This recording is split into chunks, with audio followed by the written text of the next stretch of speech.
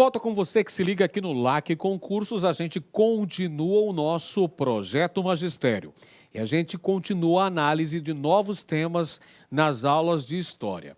Vamos falar agora sobre um tema que não é muito discutido nas salas de aula, uma revolta que é um pouco deixada de lado, um pouco esquecida por nós, professores de História. Estou falando da revolta do Quebra-Quilos, que aconteceu no ano de 1874, portanto, durante o Segundo Reinado, e ocorreu no Nordeste brasileiro, principalmente na província da Paraíba.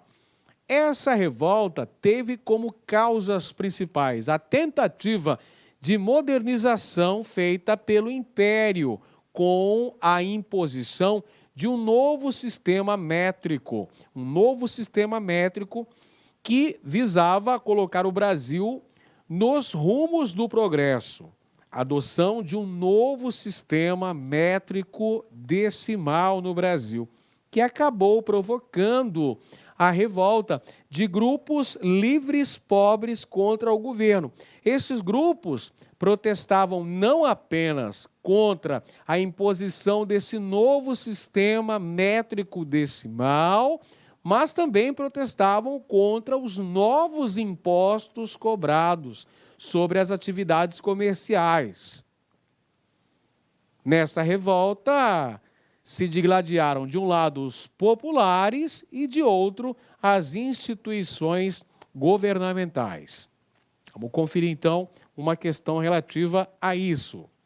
A história da ciência e tecnologia pode ser uma ferramenta importante para a mudança de tal situação ao apresentar a ciência não mais como um conjunto de resultados prontos, mas sim como um processo que envolve pessoas comuns, cientistas ou não, contextos concretos e controvérsias acirradas. No caso brasileiro, nossa famosa revolta só pode ser plenamente compreendida junto com a implantação em nível mundial do sistema métrico decimal, sendo que o Brasil foi um dos países pioneiros na sua adoção. Olha só um texto sobre ciência e tecnologia, de autoria de Silvia Figueroa, que consta na obra Novos Temas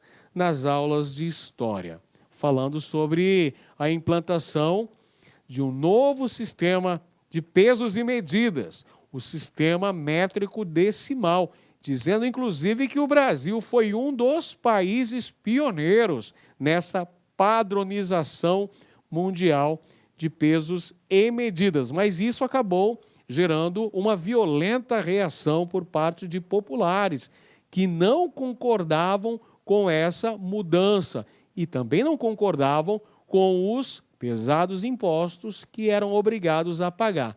O texto faz referência à já mencionada revolta do Quebra-Quilos, que aconteceu durante o Segundo Reinado no Nordeste, em especial na Paraíba. Alternativa A é a correta. Próximo tema, mais uma vez a gente fala sobre relações de gênero na Grécia Antiga, onde tínhamos uma ideia relacionada com a sexualidade diferente dos padrões ocidentais modernos. A ideia de ser homem, diferente da cultura ocidental moderna. Na Grécia Antiga, tivemos a manifestação da homossexualidade masculina e também a discussão relativa às questões de gênero. Olha só como isso é abordado no livro Novos Temas nas Aulas de História. Na Antiguidade Clássica, por exemplo, a ideia de ser homem era, em alguns aspectos, bastante diferente do que na cultura ocidental moderna.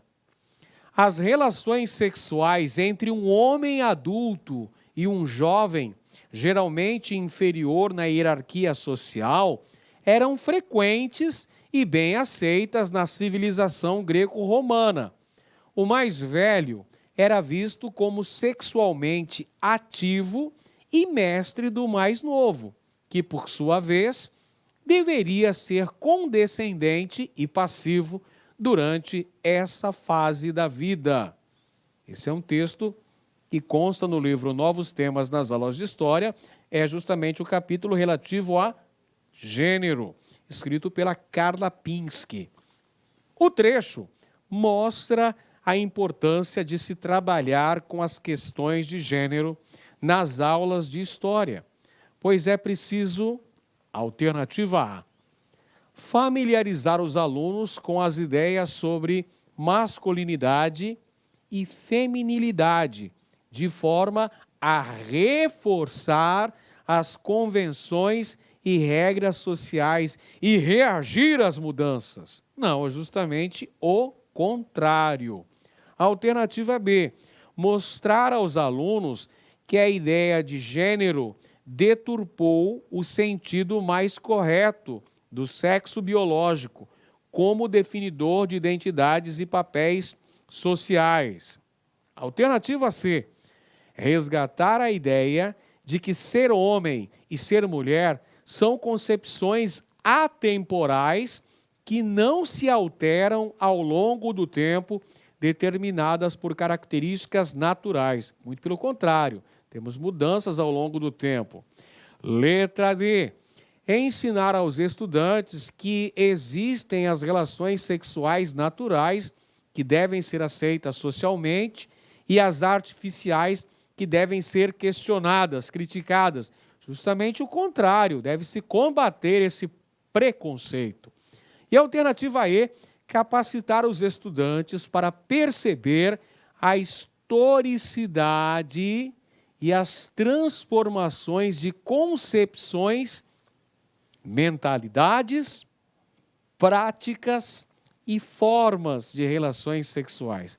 Esse é o objetivo do estudo relacionado às questões de gênero. Próximo assunto para a gente falar agora, centralização política.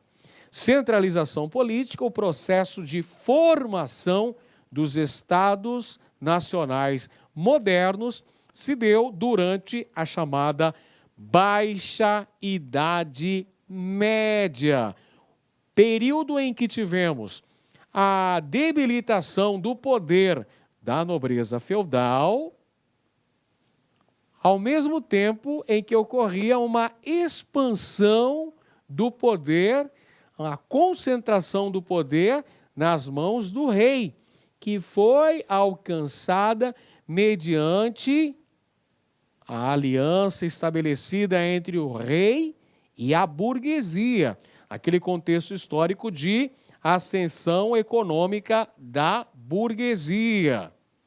E aí nós tivemos, entre outras coisas, a mercantilização da economia e a monetarização econômica, com a uniformidade de moedas, pesos, medidas e impostos. É o período que marca também o declínio do poder da Igreja Católica, momento em que ocorre a reforma protestante na Europa. Muito bem, vamos conferir uma questão sobre a formação dos Estados nacionais modernos. Desde o final da Idade Média, um processo histórico complexo logrou a eliminação de centenas de casas principescas que cederam lugar a algumas dezenas de estados. As trajetórias dos estados modernos europeus alimentaram impulsos homogeneizadores. É o texto História Regional, de Marcos Lobato Martins, contido na obra Novos Temas nas Salas de Aula de História. Acerca dos impulsos, o que seriam esses impulsos homogeneizadores dos estados modernos? O que seria homogeneizar? É uniformizar. O que foi uniformizado? Moeda, impostos, leis, pesos e medidas. Tudo isso para a consolidação dos Estados nacionais modernos na Europa. Então, vamos para o comando da questão, acerca dos impulsos homogeneizadores dos Estados modernos europeus mencionados no texto. Leia as afirmações. Vamos lá. Primeira afirmação: demarcaram seu território e procuraram extinguir as singularidades e a autonomia nele existentes, contrapondo-se aos interesses específicos de grupos de parentesco, de comunidades locais e da organização religiosa. Correta afirmação. Temos o processo de concentração do poder político nas mãos do rei, enfraquecimento da nobreza feudal. Essa primeira afirmação está correta. Segunda afirmação: promoveram a economia de mercado, rompendo barreiras comerciais no interior de seus territórios e organizando companhias de comércio para atuar na Europa e nos territórios ultramarinos sob seu domínio. Verdade, com a formação dos Estados nacionais modernos, nós tivemos então a formação das fronteiras nacionais, que é justamente a demarcação de seu território, a consolidação do poder nas mãos do rei, mediante a aliança que firmou com a burguesia, o grupo social em ascensão econômica, declínio da nobreza feudal nesse momento, mercantilização da economia. Está aqui, ó, economia de mercado, rompendo barreiras no interior dos territórios, onde passa a circular, onde passa a vigorar uma única moeda, onde estão em vigor leis nacionais, vão ter símbolos nacionais, não é? Então, está correta também a afirmação número 2. Número 3. Fundaram feitorias e colônias e impuseram sua cultura a outros povos. Porém, vamos grifar essa palavra-chave, porém, rejeitaram influências externas, menosprezaram novos hábitos, produtos, conhecimentos e técnicas a fim de preservar suas antigas tradições regionais. Incorreto. Com as grandes navegações e os ditos descobrimentos náuticos, nós tivemos o que alguns historiadores chamam de primeira fase de globalização econômica, com uma circulação de produtos nos vários continentes. Produtos asiáticos que foram para as Américas, produtos das Américas que foram para a Europa, foram para outros continentes. Então, há um intercâmbio de produtos, de práticas, de conhecimentos técnicos entre os variados continentes. Então, é por isso que está incorreta a afirmação 3. E a número 4, assumiram a manutenção da ordem social de forma exclusiva, centralizando funções administrativas e jurídicas e monopolizando o uso da força através de exércitos públicos. Exércitos nacionais que foram criados com a formação dos Estados modernos, foram criados, então, exércitos nacionais. E o monopólio do exercício da força nas mãos do Estado, o controle administrativo, jurídico, nas mãos do Estado. Portanto, a manutenção da ordem social era exercida de forma exclusiva pelo Estado. Vai assumir, portanto, o controle social, político, econômico, jurídico nas suas fronteiras. Está correto a afirmação 4.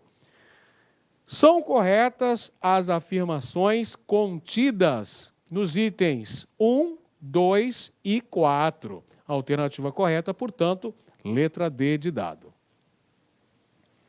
Agora a gente fala sobre algumas das reações contrárias de setores da sociedade brasileira contra a ditadura militar.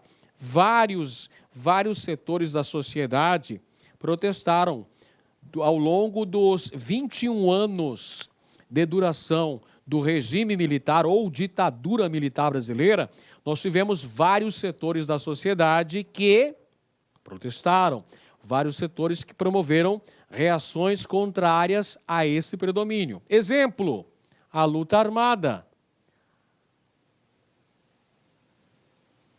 a guerrilha urbana e a guerrilha rural, que aconteceu no Brasil entre o final da década de 1960 e o começo da década de 1970. Tivemos também as mobilizações estudantis, a atuação da UNE, a realização de passeatas, a exemplo da passeata dos 100 mil no Rio de Janeiro em 1968. A imprensa alternativa, que também se mobilizou contra o regime militar, a exemplo do jornal Pasquim, que tinha entre um de seus ilustres representantes, o Ziraldo, o Jaguar, não é? Que participavam do jornal Pasquim, sempre na oposição à ditadura militar. Parcela da Igreja Católica, que também se pronunciou contra o predomínio do regime militar.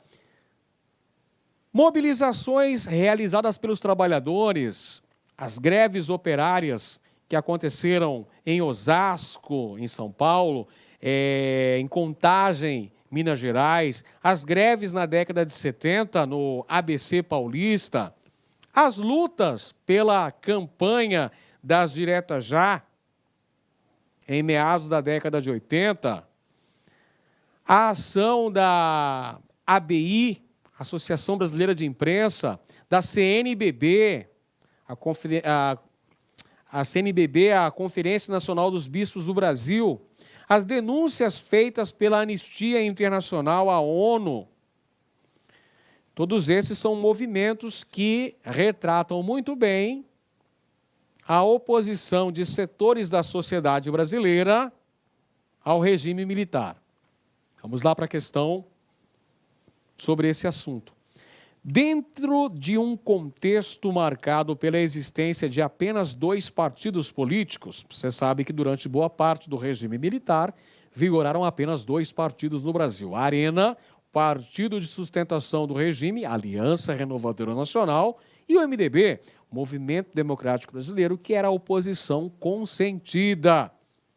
Dentro de um contexto marcado pela existência de apenas 2 partidos políticos, serão as instituições da sociedade civil, como a Sociedade Brasileira para o Progresso da Ciência, SBPC, a Ordem dos Advogados do Brasil, OAB, a Associação Brasileira de Imprensa, ABI, a Conferência Nacional dos Bispos do Brasil, CNBB, e a União Nacional dos Estudantes, UNE, a cumprirem, em grande medida, o papel de mediação das demandas oriundas dos opositores do regime, canalizando, assim, os anseios pela redemocratização do país. Então, estes órgãos, estes setores da sociedade civil, SBPC, OAB, ABI, CNBB, UNE, são órgãos que lutaram, que se opuseram ao predomínio do regime militar e lutaram nos processos de redemocratização do Brasil. Ou seja, estiveram atuando na luta pela aprovação da lei da anistia, na luta pelas diretas já, ou seja, defendiam que o Brasil deveria voltar a ser uma democracia plena. Vamos lá, então. Sobre a atuação das instituições citadas no trecho, no contexto da ditadura militar, é correto afirmar que... Vamos lá. Alternativa A. Fizeram apologia à luta armada por considerá-la a única forma possível de resistência ao autoritarismo? Não, nenhum desses órgãos aí, CNBB, ABI, OAB, estavam defendendo a luta armada, defendiam o retorno da democracia, defendiam a redemocratização do Brasil, mas não através da luta armada. Incorreta a letra A. Letra B, promoveram pouca mobilização nas ruas durante todo o período, devido à forte repressão do Estado. Não, apesar da forte repressão do Estado, ocorreram várias mobilizações, passeatas, comícios e outros encontros coletivos. Letra C, com atuações diversas, tiveram destaque no processo de abertura, como na luta pela anistia e nas diretas já, reivindicando o direito de escolher o presidente da República, que sucederia a Figueiredo. Verdade, essa afirmação está corretíssima. Letra C de casa é a alternativa correta. Temos ainda a letra D. Constituíram desde 1964 uma frente de oposição à ditadura conhecida pelo nome de Frente Ampla. Não, a Frente Ampla surgiu da aliança entre três grandes representantes da política brasileira naquele período: João Goulart, Juscelino Kubitschek e também Carlos Lacerda. Eles formavam a chamada Frente Ampla de oposição ao regime militar. E letra E, foram importantes como forças de oposição até 1968, mas tiveram pouca atuação do AI-5 às diretas já. Muito pelo contrário, pessoal. Muito pelo contrário. Estas instituições mencionadas no texto, ABI, CNBB, OAB, UNE, foram importantes na mobilização de camadas da sociedade brasileira na luta pela redemocratização. Tanto na luta pela aprovação da lei da anistia, que aconteceu em agosto de 1979, quanto na campanha das diretas em meados da década de 80. A emenda Dante de Oliveira, que pedia eleições diretas para presidente da República. Muito bem. Grande abraço para você e até a próxima aula. Clique lá.